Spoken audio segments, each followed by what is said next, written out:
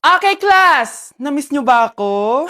Bumalik na si ma'am! At dahil first meeting natin, hindi muna ako magli-lesson. Gusto nyo ba yon? Ma'am, pwede po kami kumain sa kantin? Sure! Oh, yung mga gustong kumain, kumain na. Gawin nyo na lahat ng gusto nyong gawin. Basta, today lang yan ha. Next week, magli-lesson na tayo. Grabe, ang bait talaga ni ma'am, no? True, be. Kaya favorite ko yan si ma'am eh. Tara na, kain na tayo. Okay, class. What is the powerhouse of the cell? Scarlett? Ano ba yun? Starts with letter M. Mitochondria? Very good! Kaya mo naman pala eh. Thank you, ma'am. O, class, mag-e-exam kayo ha. Dinalian ko na to para sa inyo. Lahat ng nasa lesson natin, nandito. Okay, get one and pass. Oo nga, ang dali lang. Makaka-perfect pa ata ako. A few moments later. Okay, time's up. Pass your papers. Wow naman, lahat kayo nakakuha ng high scores. Magaling ka kasi magturo, ma'am. Okay, class, dahil Friday ngayon, gusto ko mag-enjoy kayo sa weekends. Kaya naman, hindi ako magbibigay ng assignment. Yes, thank you, ma'am. Makakagala ako. At isa pa, class, malapit na mga anak si teacher, oh. Magli-leave muna ako ng ilang months. Ha? Habang wala ako, si Ma'am Diana muna ang papalit sa akin. Maging mabait kayo sa kanya, ha? Hi, class. Namiss niyo ba ako? At dahil first meeting natin, may surprise quiz kayo. Nandito na naman yung pet peeve ko. Hindi! Hindi!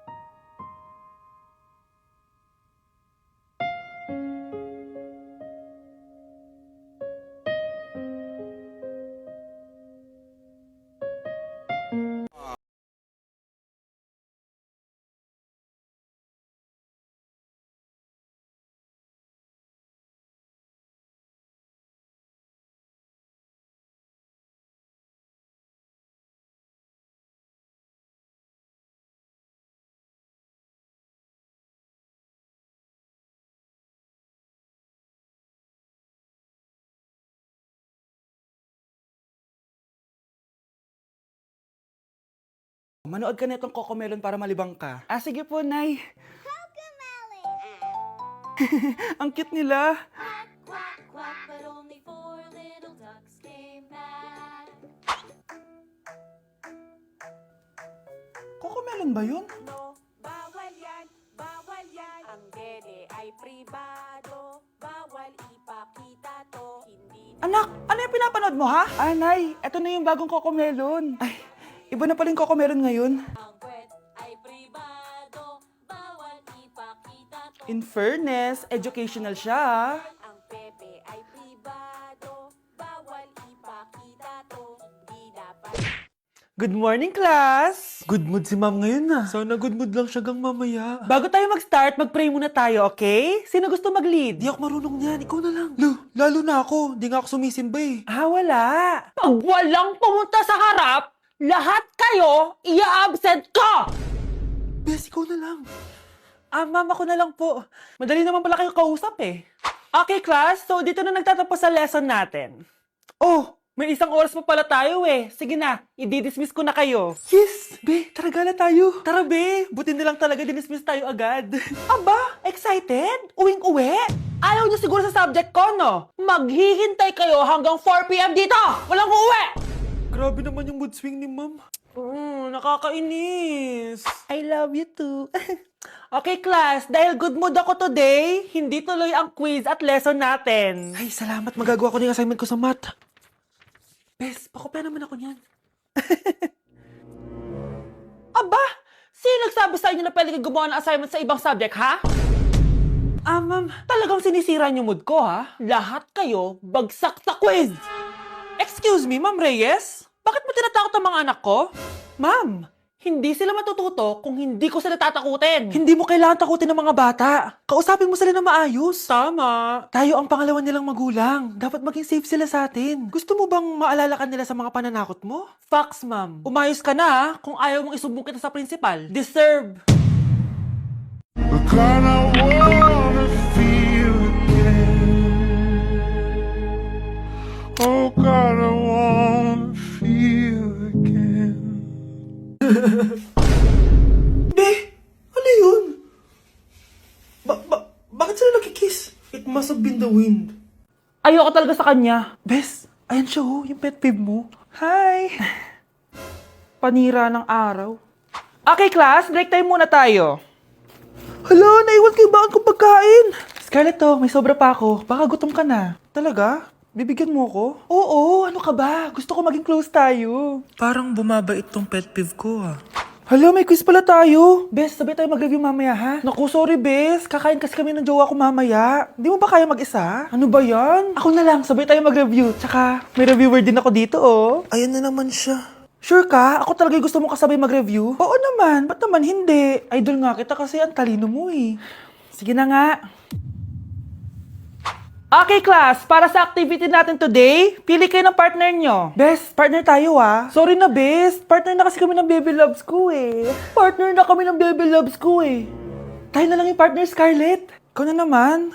Buti ka pa. Gusto mo ako makapartner. Ayan, perfect! Partner kayo ng pet peeve mo. Ha? Best! Pet peeve mo pala ako? After mo siraan sa amin yan, BFF na kayo ngayon? Samantha!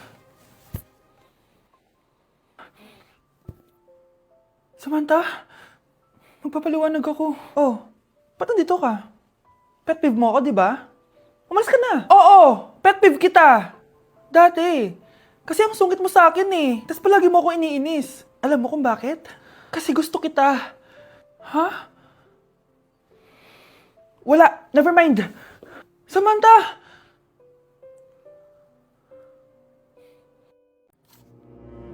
Good morning, class! Bakit ang dami nakadikit sa wall? May ballpen, may walis. Ma'am, uso kasi to. Ididikit mo yung mga bagay gamit yung wall friction. Parang ganito. O, di ba, ma'am? Ano? Wall friction? Hoy! Baka mahulog ka dyan! Kung mga bata to, kung ano-ano kasi nakikita niyo sa TikTok na yan eh. Try ko naman tong calculator. Ang saya! Tignan niyo, dami ng gasgas ng wall, oh. Tanggalin niyo na yan. Kung hindi, i-absent ko kayong lahat. Guys, si ma'am naman ang idikit natin sa pader. Hoy! Mangulong niya kayo! Ma'am, huwag kang matakot, ma'am. A few moments later. Hoy! Ibaba niyo ako dito! Guys, dismissed na daw tayo, sabi ni ma'am. Uwian na! Hoy! Isusumbong ko kayo sa principal! Yuck! Ang cheap naman ng uniform nila. Mukhang maasim. Walang class. 2025 na Android pa din ang cellphone. Kahit siguro Messenger naglalag dyan. Ang ganda nga ng uniform, ang sasama naman ng ugali. Naka-iPhone ka nga, talo ka pa din naman sa ML. Ipabuhat yarn. Ang baho siguro ng classroom nila, no? Tapos nag-aagawan pa sa electric fan kasi wala naman silang aircon. Feel ko pinapalo sila ng teacher nila kapag nagkakamali sila. Ang boring siguro sa classroom nila. Mas masaya pa rin talaga sa public school, no? Balita ko mga korap mga magulang niyan, kaya madaming pera. May araw din kayo, men. Nakatikim na kaya sila ng steak? Feel ko hindi nila afford. Nakatikim na kayo ng pagmamahal sa magulang? Oh, sa pool! How dare you? Isang pitik ko lang, tumba ka na. Pipitik ka pa lang, tumba ka na. Tara na nga. Okay, class, kamusta New Year nyo? Aba, ba't walang pumasok? Oh, tama naman, January 5. Ma'am, present. Oh, Scarlett, pati ko lang pumasok, ha? Nasaan mga kaklase mo? Ayun ma'am, lahat sila nasa birthday ni Kay. Ha? Nag-usap-usap silang lahat sa GC na hindi sila papasok ngayong January 5 kasi nga, birthday ni Kay. Sino ba yung Kay na yan, ha? Ewan ko din, ma'am. Invited nga daw ako pero hindi ako pumunta kasi hindi ko naman siya kilala. Humanda silang lahat sa akin bukas. Ikaw, perfect ka na sa akin sa quiz at assignment. Yes! Buti na lang, hindi ako pumunta sa birthday nung Kay na yun. Hello, class! Ay, good morning, ma'am. Walang good sa morning! Sinong nagsabi sa inyo na huwag kayo lahat pumasok kahapon? May nakita kami sa TikTok, ma'am. Wala daw pasok kasi birthday ni Kay. Ah, TikTok?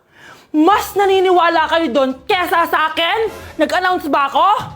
Lahat kayo, ia-absent ko at ibabagsak ko sa quiz. Si Scarlett lang ang may grade dahil siya lang ang nandito kahapon. Ayan, buti nga sa inyo. Ano, nag-enjoy ba kayo sa birthday ni Kay?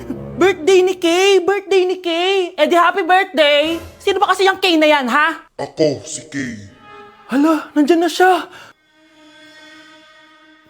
May problema ba kayo sa pagpunta nila sa birthday ko? Dahil hindi kayo pumunta sa birthday ko, mamalasin kayo ngayong 2026. Ha? Sa akin dapat yung 2026 eh! Hindi! Hindi!